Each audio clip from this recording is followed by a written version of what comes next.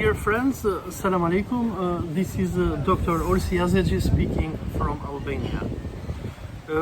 Most of my videos for you who follow my YouTube channel are in Albanian, but today we're going to do this video in English because it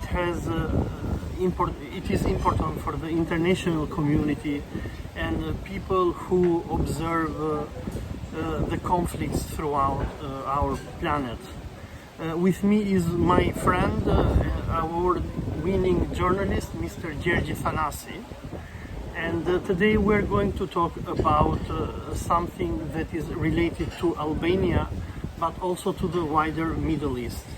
We're going to talk about the presence of the Iranian Mujahedeens in our country.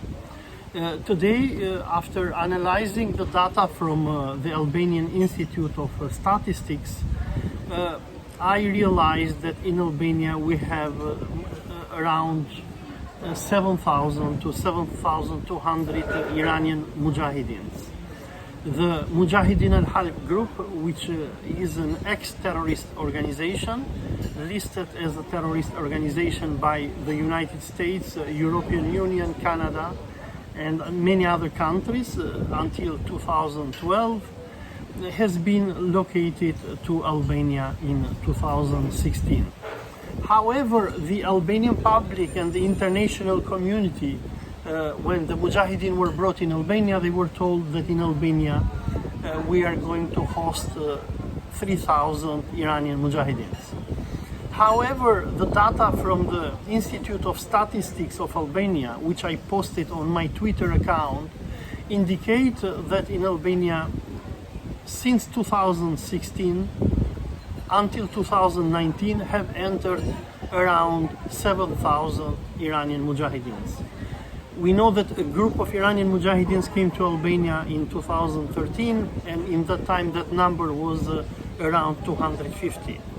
A few days ago, some Albanian MPs, when I was discussing with them the threats that the presence of a jihadi organization makes for Albania, my friends who are MPs in the Albanian parliament, they told me, also the official number that we have as of now of the Mujahedeens in Albania is 7,200. This came as a great surprise for us and for the Albanian public as well, because here in Albania we have information blackout.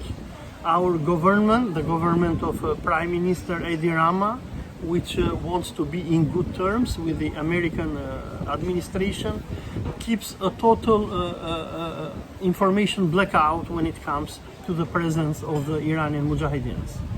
Since their massive location in Albania in 2016, the Mujahedeens who came to Albania as asylum seekers through the UNHCR have transformed themselves into a paramilitary organization. They have built a huge paramilitary camp in the town of Manza, just a few miles behind us, because right now we are in the city of Durrës. And their numbers are growing, and what the Mujahedeens have done, they have been very successful since 2016, not only to locate themselves in Albania, but also to build a paramilitary infrastructure. Headed by their Mujahedeen commander-in-chief, Maryam Rajavi, they have managed to blackmail and force the major political parties of Albania to welcome the presence of this ex-terrorist organization in our country. From 2016 until 2019, most of the media in Albania were very critical of MEC. We had many investigative programs in major TV stations like Top Channel, like TV Klan, etc., where our journalists exposed to the Albanian public the secretive and violent nature of this organization. Channels like the Top Channel, they even sent their people to the Mujahedeen camp, and they exposed to the Albanians what MEC was really doing. In 2018, in Albania, we had a major scandal involving MEC. We had an Iranian family, the family of Soumaya Mohammadi. We had one Canadian family, the family of Soumaya Mohammadi, an Iranian girl who was in a way taken from Toronto, from Etobicoke Collegiate Institute in 2000, when she was 17 years old, and now that, or in 2018, when she is or was 35 years old, she is still being held by MEC. The presence of this Canadian family, which wanted to meet their daughter, to de-radicalize their daughter, and if possibly to save their daughter from this jihadi camp and to send her to Canada, but MEC didn't allow her, shocked the public. For the Albanian public, it was something unthinkable to see an Iranian or Canadian girl radicalized, living a life of a jihadi and refusing to meet her parents. Me and my friend Gjergji Thanasi have covered this event in detail. But what happened is that, especially after the issue of this Canadian family who came to Albania and wanted to meet their daughter, but this family was attacked by the Mujahedeens. The father of Soumaya, Mustafa Mohammadi, he was attacked in downtown Tirana. In downtown Tirana, and her father was even hospitalized. MEC became very MAK, the Mujahedeen group, became very aggressive on attacking the media in Albania. We had many journalists who are our friends, who in the time were blackmailed by MEC commanders, who were going to them and telling to them that if you report something about us, we are going to destroy your life. They attacked a journalist from Holland. Was he from Holland? He was a Dutch citizen. He was a Dutch citizen. His father is an ethnic Dutch. Yeah, so we had a Dutch journalist who was attacked, even violently, by MEC. We had several Albanian journalists who were blackmailed. And MEC has succeeded since 2018 to date, in 2020, to silence most of the medias in Albania. Many friends that we have, journalists, they do not even dare to speak about MEC, because they say that if we talk about MEC, then we'll have problems not only with MEC, but with the US Embassy. Apart from silencing the media, MEC have been very successful on attacking the dissidents, because while in Albania in 2016 we had around 3,000 Mujahedeens coming to the country, many Mujahedeens abandoned this organization. They wanted to de-radicalize themselves. They didn't want to do jihad anymore for Maryam Rajavi. This thing worried a lot the commander of this organization, Maryam Rajavi, who in return, by pushing Albanian authorities, have declared war on the defectors. As now that we speak, in the capital of Albania, in Tirana, we have around 100 defectors, and some of them, around 30 or 40, are very vocal against the MEC organization. They expose the crimes that are done inside this organization, torture, blackmail, indoctrination, and what have you. But MEC, in these last years, has managed to make the Albanian state a partner on silencing dissent. While Maryam Rajavi spends a lot of money and invites many foreign dignitaries to Albania and proclaims herself as the leader of an organization that is going to free Iran, inside the MEC camp there is a riot. There are many Mujahedeens who don't want to be soldiers anymore, who do not want to quarantine themselves. And the existence of these defectors outside of MEC camp is a major worry for the Maryam Rajavi group. The Maryam Rajavi group, what they are doing, they are using Albanian authorities to attack and make the life horrible for the defectors.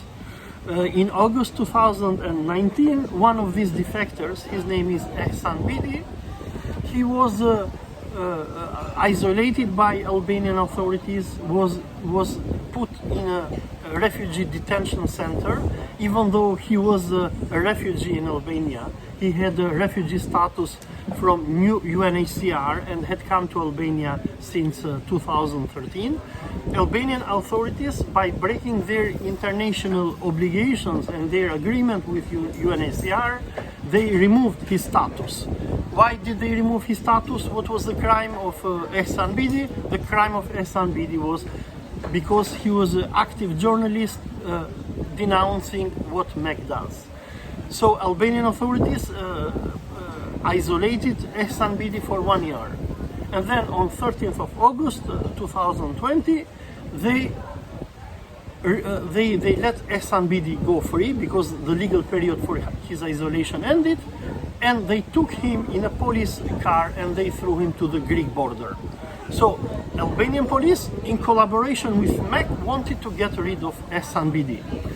They threw Ehsan Bidi in the border between Albania and Greece, where this MEC defector could have been killed by Greek police and authorities, something that caused a major scandal between Albania and Greece. 2 days later, on August 15th, me, Mr. Gjergji Thanasi, Mr. Kujtim Gjuzi, an MP from the Albanian parliament, decided to make a press conference in Tirana International, in Hotel Tirana International in center of Tirana. The Ministry of Interior or the Albanian police, they went to the hotel in 9 a.m. in the morning because our press conference was supposed to be at 11, and they threatened the hotel to cancel our press conference. They warned they warned them that if they were going to allow us to do the press conference, they were going to put a fine on the hotel of $10,000. In few words, what is going on? Our government, or mainly the Ministry of Interior, which is headed by Mr. Sander Leshaj, has become, in a way, a branch of these 7,200 jihadis that we have in Albania. Laws are being broken in our country. Maryam Rajavi and her group, they break the penal code of Albania. They make calls for war against foreign countries, something that is punishable according to the Albanian law. But our state, our police, our prosecutors, they do nothing against MEC. Now, to discuss these things more, I have Mr. Gjergji Thanasi. He is an OSCE award winner, a well-known journalist in Albania, who has investigated many issues that are related to international terrorism and crime. And he, like me, of course, are one of the main hate targets of MEC. The Mujahedeen al-Halq attack us in their websites. They accuse us of being Iranian agents. And by doing this kind of character assassination, they want to silence us, as they have managed to silence many other journalists and medias. However, we are still keeping up with our work. We will not surrender to threats and blackmail. Mr. Gjergji, it's your time. Well, there are several points I would like to stress in my speech, in my talk. First, according to what Albanians and foreigners were informed, there were, roughly speaking, 3,000 MEK members, that is Mujahedeens of the Iranian people, coming from Iraq, the so-called Camp Liberty, to Albania to be relocated here in my country because their lives were in danger in Iraq. So they were considered endangered persons, and Albania accepted them after the visit of Mr. Kerry, the State Secretary at the time, on humanitarian grounds to save lives, just like we did with the Jews during the Second World War. Excellent. Now, this figure is more than doubled.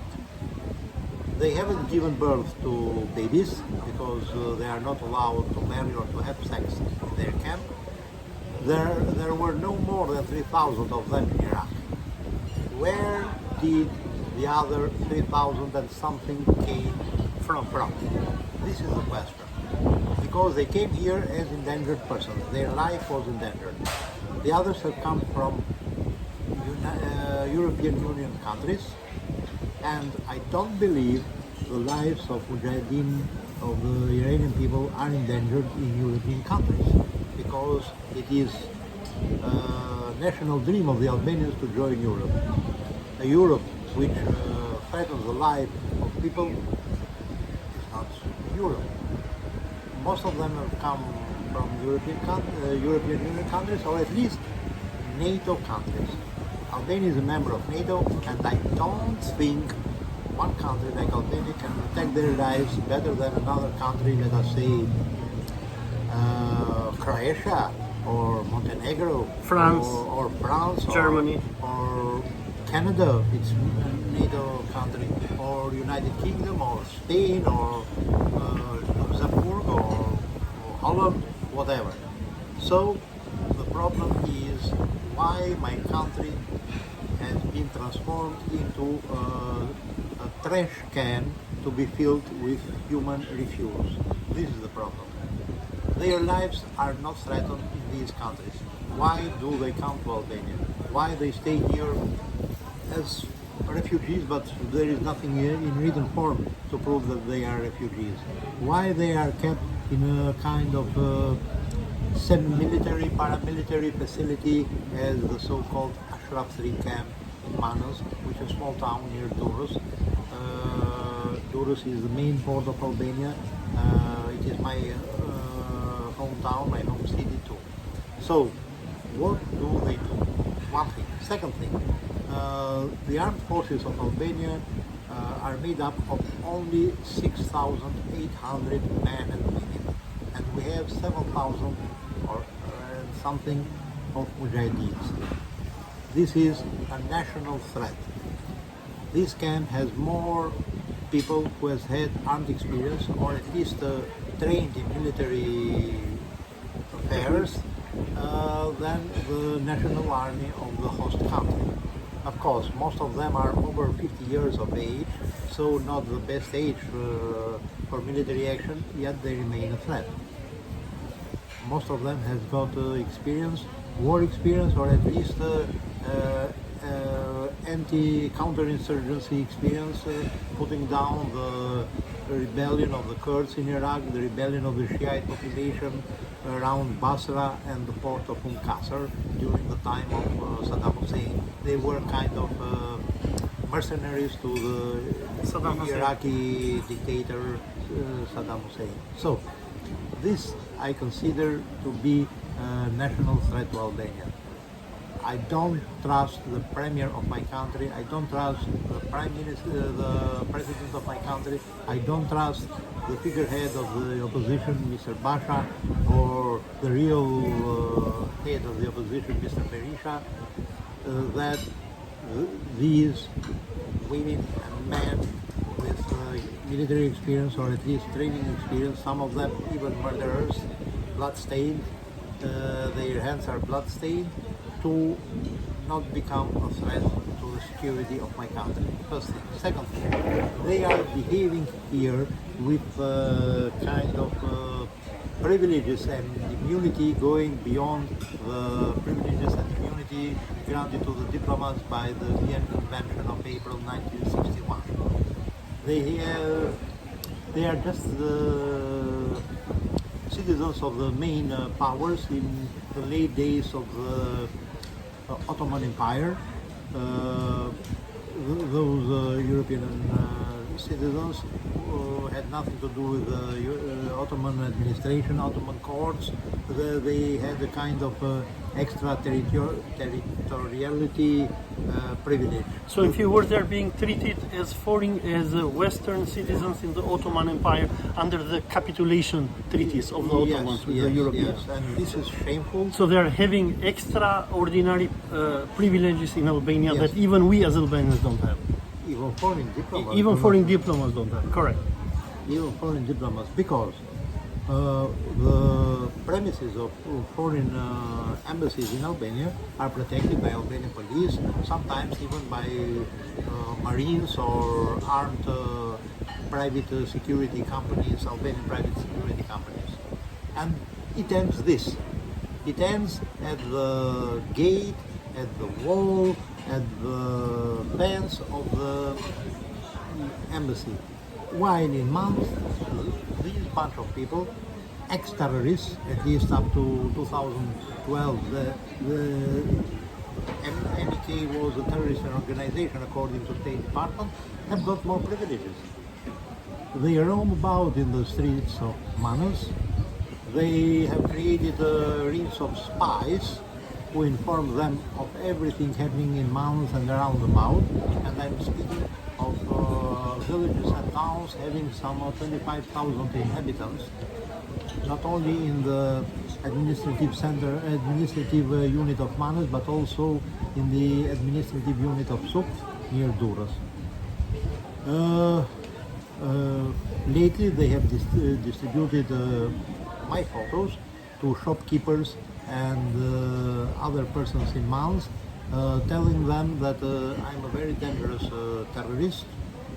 I was born and brought up in Durrës and I still live in Durrës. I enjoy myself here, and they have to report to this or that mobile phone number if they see me in Manas or roundabout. So they have declared the whole town of Manas and nearby villages as a kind of no-go area for an Albanian citizen. It is crazy. US Why are they attacking you? What have you done against them? Of course, I've got a lot of things. For example, I have declared them a security threat to Albania, to my beloved motherland. I have exposed the way they constructed the facility, the so-called Ashraf 3 camp. I have visited also Iran, and it is a crime to visit Iran. According to MAC. Yes, according to MK, it is a crime. Though ex-President Meidani visited Iran too, some of the best-known journalists of Albania, like Mr. Pevziu, for example, or Mr. Baton Hajiu, Pevziu, Piro Misha, etc. So they have visited Iran. Bawa, etc. have visited Iran. Also, the secretary of our Academy of Sciences, Mrs. Floresha Dado, a professor in linguistics, has visited Iran too. Yet, I am a spy because I have visited Iran. According to MAC. Yes, I have visited Germany, Austria, Italy, Turkey, Greece, Croatia, Republic of Kosovo, and so many other countries. Bulgaria, Romania, even Seychelles and Tunis as a tourist. So I might be a spy of the Republic of the Seychelles, the Seychelles Islands, or a spy of Tunis. Yeah, the Republic of Tunis, because I was on holidays in 2004 there at El Hammamet. Now, Gjergji, if you can explain something, Yes. Why is MEC attacking journalists? They're attacking you, they're attacking me. They attacked the BBC a few weeks ago. They accused BBC of being a media at service of the mullahs of Iran. They have violently attacked journalists from Channel 4. They attacked also New York Times. They have attacked New York Times. Can you explain to us why MEC is so hostile to the journalists? Why is devil afraid of the holy water? This is my answer. Another question. MEK, Maryam Rajavi's cult, is afraid of the journalists just like the devil is afraid of the holy water, because they do not like to be exposed. Now, Maryam Rajavi claims in her meetings with retired foreign diplomats, whom she pays very well, that she is the woman who is going to bring democracy to Iran. She claims that Iran is not a free country and Maryam Rajavi is going to free Iran. But what we are seeing in Albania is that since the coming of MEC, Albania has become a no-go zone for Iranians. We have, in this moment that we're speaking, we have in a detention center of refugees 7 Iranians, some of which are being held there since 2 years, Iranians who tried to traffic themselves into Europe with fake visas and what have you. Now, Iranian businessmen are not allowed to come to Albania, Iranian diplomats, Iranian families who have their children radicalized in the camp. And for Maryam Rajavi, a good Iranian is a dead Iranian. And a good Iranian is only that Iranian that accepts to enter into her jihadi paramilitary camp and to do what she wants to do. Now, my question is this: do you think that Maryam Rajavi, with the way how she treats her own soldiers, is the right person to bring democracy to Iran? Well, there is a saying that the medicine is worse than the illness. So, if we want to cure the present, let us call it Mubarak's regime in Iran with Rajavi's cult, ex-terrorist cult, it will be the case of the medicine being much worse than the disease itself. How can they bring democracy to Iran?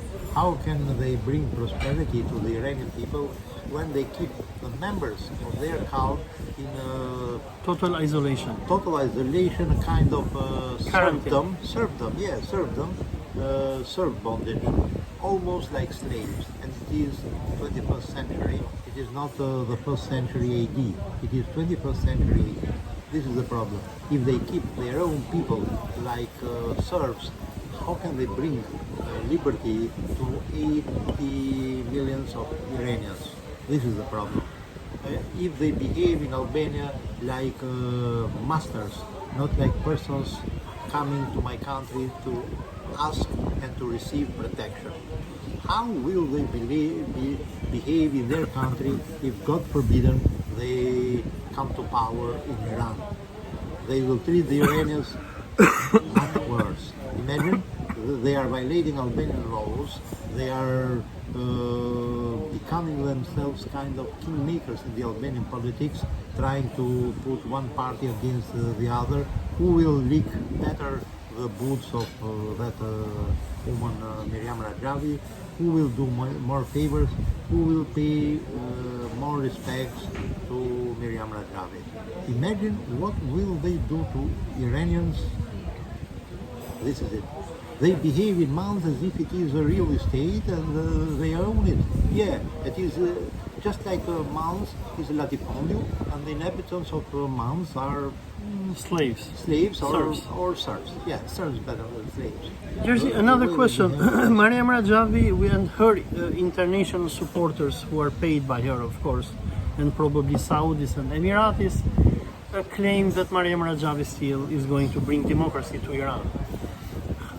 Their history, at least here in Albania, I'm not talking about what they have done in Iraq, where Maryam Rajavi and her army and her second husband are accused of killing thousands of Kurds and Arabs and what have you. Now, since their presence in Albania, the Rajavi cult have shown that they have no respect for freedom of speech. We in Albania suffered a lot under communism, under the dictatorship of Enver Hoxha, and when we overthrew communism, we said that there is no more dictatorship going to come in our country. We adopted the values of the West, and one of them is the freedom of speech. But since they're coming to Albania in 2016, we are having so many medias being shut and not being able to say anything against the Maryam Rajavi cult. So this Mujahedeen organization has become a threat to freedom of speech in our country. How can these people bring freedom to Iran when we know that the Iranian society is so open, they have so many publications critical against the government and what have you? And if you see, Maryam Rajavi doesn't tolerate the opposing voices. In a liberal democracy, we are used to criticize everyone. There is no taboo here. In our country, we criticize the prime minister, the president, everyone. But not Maryam Rajavi. So now even our prime minister and president is afraid to talk about her. Can you imagine what they are doing to our democracy? Well, when I was only 24 years old, I went to prison because I fought against communism for the sake of human rights, for the sake of the sacred freedom of speech and to overthrow that the murderous regime, the communist regime. I could not have ever imagined that after 30 years I have to face a stateless woman, a apatride and a solid woman like Maryam Rajavi coming to my country as a person who is in need of protection because her life is threatened, and then becoming a kind of taskmaster in my country. This is too much. She cannot shut me up. I was not afraid of communism. I was not afraid of our dictator Ramiz Aliyah. I cannot be afraid of that woman, of that witch. I call her a witch, not anymore Madam Rajavi. I call her a witch.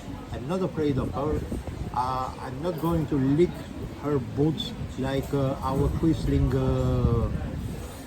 politicians in power or in opposition to.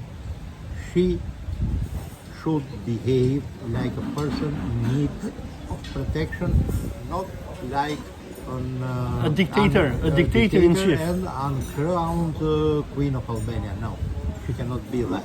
No. Albanians have fought for their freedom. The last one was 30 years ago, and I believe they will protect their freedom. Be aware of the Albanians. The Albanians are not the same as their politicians who lick your boots, for not saying lick your ass. This is my message to that woman, Maryam Rajavi. Now, We are not afraid of you. Gjergji, No. there are some retired Western politicians who, because they hate Iran for their own reasons, who depict Maryam Rajavi as the person that will bring democracy to Iran. But look what she is doing to us in Albania. She is threatening the freedom to speak in our country. She is threatening the medias. She is threatening our government institutions. She is abusing the peasants and the town folk of Manza. She is attacking the defectors. Now, Maryam Rajavi group and her supporters like to depict her as the opposition of Iran, of the regime in Iran. Now, in Iran, we have hundreds of parties, and even if Maryam Rajavi was going to be allowed to run for a political seat in Iran, nobody is going to vote her because Iranians hate her. But the thing is, to these Western retired politicians who back Maryam Rajavi, these people who speak about democracy and freedom of speech, what would you like to tell to these people? And one more thing, these defectors, after all, who are in Tirana and who have managed to escape from this hellish paramilitary camp of Manza, they are the opposition of Maryam Rajavi. Now, these retired Western politicians tell us you have to protect and help Maryam Rajavi because she's the opposition of mullahs in Iran. And we tell them, okay, that's very good enough. But what about the defectors who are the opposition of Maryam Rajavi? Why these people have no rights to refuse and to speak against Maryam Rajavi? This is double standard. It's something well known. Anyway, my message to those retired VIPs is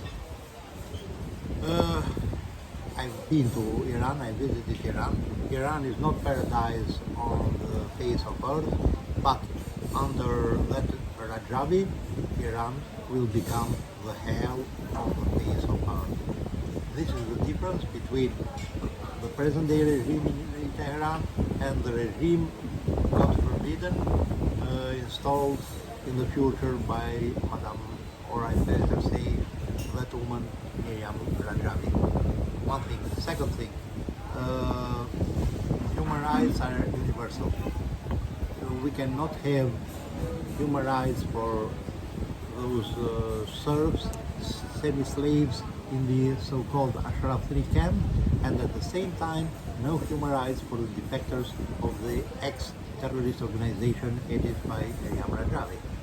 Human rights are equal to everybody. Or we have animals farm, all the animals are equal, but some animals are more equal than the others. So Rajavi and her commanders are more equal than the other Iranians. Okay, if we want to install animal farm, go ahead, dear ex-VIPs. something else. What about the human rights of the peasants of Manza and the town folk of Manza? Have they got human rights? What about my human rights violated by quisling segments in the Albanian police and secret service, and also counter-terrorist directorate of the Albanian police? What about my photo distributed to the shopkeepers in Manza, labeling me as a dangerous terrorist, that they should call a couple of telephone numbers to inform me if I'm present in Manza? Of course, if Manza's the town of Manza is a military town or military area.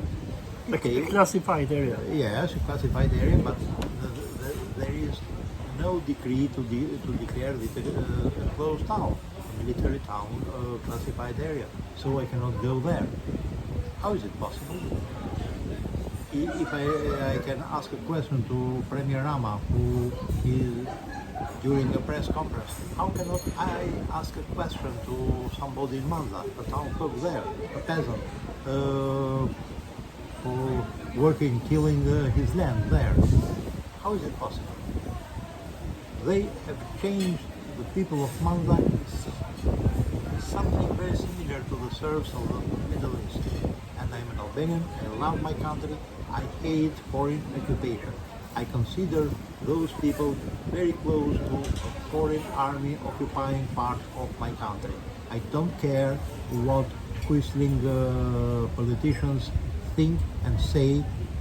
They can lick the boots of the Maryam Rajavi as much as they can, I don't care. But I cannot allow quisling politicians of my country to touch human rights, to trample underfoot the human rights of the townfolk of Manza, of the peasants of nearby villages, and of course my personal human rights. I was ready to fight, and I fought against communism for the sake of the human rights. I'm not afraid of those offsprings of the old Albanian Bolsheviks now. And also I'm not afraid of an ex-terrorist, overaged woman like Maryam Rajavi. They cannot deter me, they cannot frighten me, on the contrary. They will pay a price for abusing with the Albanian hospitality. They will pay a price, mind it. Yes, please. Gjergji, you have a court case against one Mujahedeen commander who was accused of torture in Iraq. His name is Behzat Safari. Can you tell us what is going on with it and why have you sued this gentleman? In August 2019, I sued the dependent Behzat Safari because he had written a couple of articles signed by him declaring that I am an infamous spy of Tehran's regime. Another Iranian who lives in the Kingdom of Norway wrote a letter to the Minister of Justice of the Kingdom of Norway denouncing me as an Iranian spy, and he quoted the defendant's article, that is Behzat Safari's article, because a journalist called Eski Lengdal of DB, the main Norwegian paper, came to Albania, and I worked for him a couple of days as interpreter, as a fixer, and they attacked him. They wrote a letter to editor-in-chief of DB, the Norwegian newspaper, saying that I duped him. He is almost 60 years old and he has got more than 30 years of journalism experience, and yet I duped him and I was an infamous spy of the Iranian regime. So I took Behzat Safari to court. From September... Why did you take him to court? What do you want the court to prove? I took him to court for slander, libel, and I want him to apologize publicly in written form, and also to pay a compensation of 500,000 Albanian legs, that is more or less around $5,000, a little bit less than $5,000. I took him to court, yet from September 2019 up to now, we have had a dozen of hearings, and the longest hearing was some 6 or 7 minutes, because we couldn't go beyond the stage of identification of the parties, name of father, name of mother, ID, and things like this.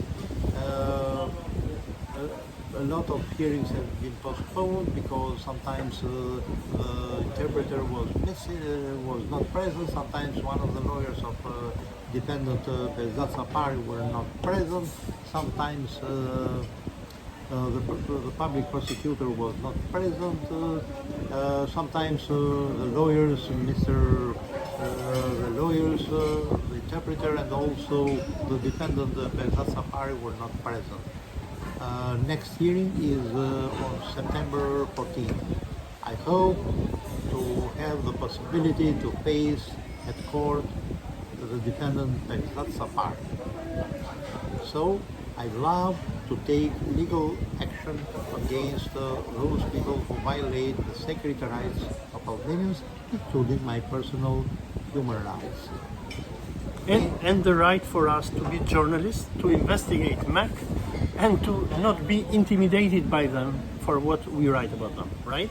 Yes, it is a crazy thing. I've investigated weapons traffic, Albanian and also Serbian weapons transiting through Albania, going to Yemen, going to Libya of the late Colonel Gaddafi, going to Democratic Republic of Congo, going to Uganda, and things like this. And I could not investigate MEK. How is it possible? How is it possible that IGLA MANPAD, Man Portable Air Defenses, or Strela Man Portable Air Defenses are less dangerous to investigate than those members of that cult called MEK, Mujahedeen of the Iranian people? How is it possible? How is it possible that it is easier to investigate shipload of weapons and ammunition made in Serbia transiting through Durrës towards Mukawa in Yemen than Rajavi's cult? How is it possible? How is it possible? I have investigated them. I was awarded a prize from OSCE presence in Tirana, capital of Albania, yet I cannot investigate Rajavi's cult. How is it possible? How is it possible? This is crazy. I have investigated cocaine transports from Latin American countries directly to Port of Durrës, which is the main harbor of Albania, and I can investigate Sapari. How is it possible that investigating several hundred kilos of cocaine is less dangerous than investigating that ex-terrorist woman and her cult? It's crazy. It's crazy. So in few words, Gjergji, in Albania, where as journalists, me and you, but even many other friends of us, are being intimidated by this ex-terrorist organization which our country hosts. No, maybe you are intimidated. No, I'm not. I'm not intimidated. Of course, we are not being afraid, but other journalists are being afraid. Yes. And for example, you saw the latest press conference that we made at Tirana International Hotel. How many medias were afraid to interview or even to report what we were saying about what MEK is doing in Albania. As you are aware, last August 2019, I went to China. I exposed what China does to Uyghur Muslims in Xinjiang. And of course, because of my reporting, I was attacked by Chinese authorities. But still, the attack that MEK is doing against me, it's far, far worse, far more threatening than what the Chinese government did against us. I want the people who see us in this video to let them know how journalism and freedom of expression is suffering in Albania because the attacks of this Mujahedeen cult organization. We do not care what MEK want to do against Iran. If the Trump administration want to send them to do jihad against Iran, good luck for them.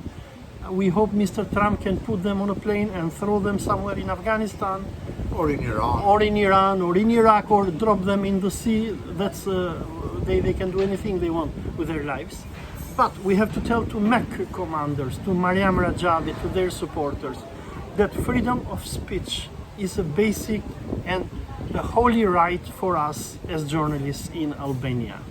We are going to investigate Maryam Rajavi, her cult, the human rights abuses that are happening in Albania, the discrimination that Albanian authorities are doing against MEC defectors, and the attacks that Maryam Rajavi and her ex-terrorist gang does against us are not going to intimidate and frighten us. We are going to continue our job with honestly, Maryam Rajavi. You are not able to stop us from speaking the truth.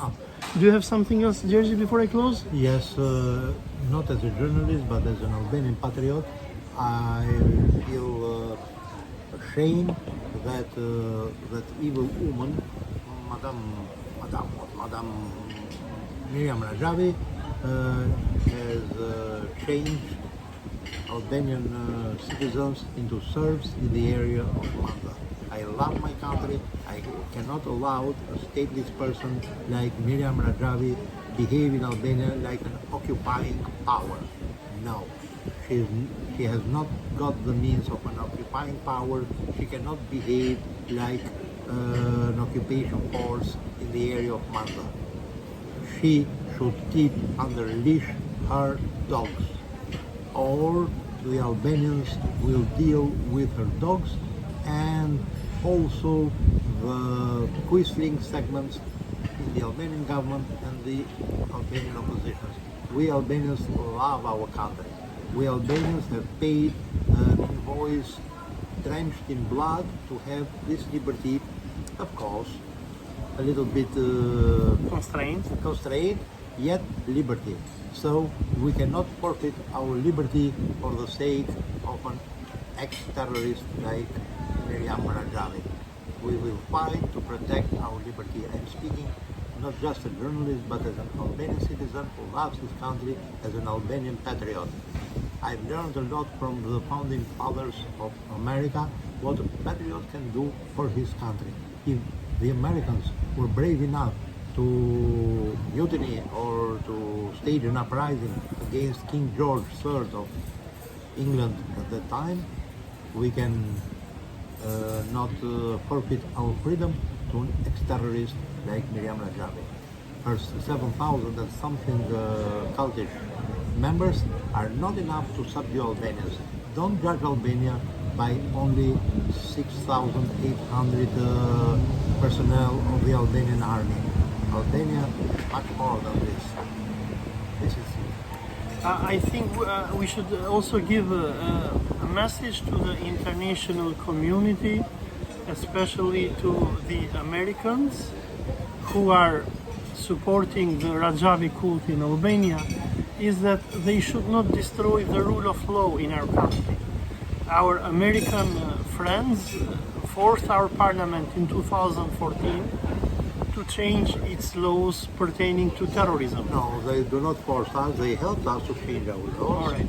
I think they forced our My parliamentarians. idea, and this is a free country Sure. yet, is that they helped us in changing our laws. They helped us on changing our laws. And according to the new penal code of Albania, if people who live in Albania do calls for doing war against foreign countries, these people are to be arrested and jailed as terrorists. We have many Albanians who at present are in jail because our government declared them terrorists because they propagated for joining the jihad in Syria. Now, the Maryam Rajavi paramilitary organization makes everyday calls for war against a foreign country, and the law is not being implemented in Albania. So I want to appeal to the international community to have a very careful look of what is going on in Albania.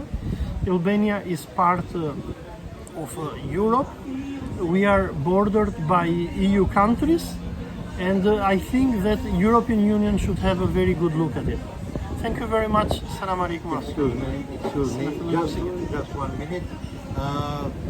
There is nothing written from the American embassy backing Maryam Rajavi. I have seen nothing from U.S. ambassador or deputy chief of mission or somebody else or another diplomat. There are rumors. We are backed by U.S. embassy, by Israeli embassy, but nothing in written form. I want to see a paper signed and stamped by the American embassy. I don't care about the rumors. Rumors are good if we chat over a glass of tea, but no, I need papers. As an investigative journalist, I've seen not one document signed by American diplomat begging that ex-terrorist woman. Okay. This is the problem. Thank you. Gjergji, thank you very much. Dear friends, we tried in few words to explain to you the situation in Albania, the situation of democracy, of human rights and of freedom of journalism.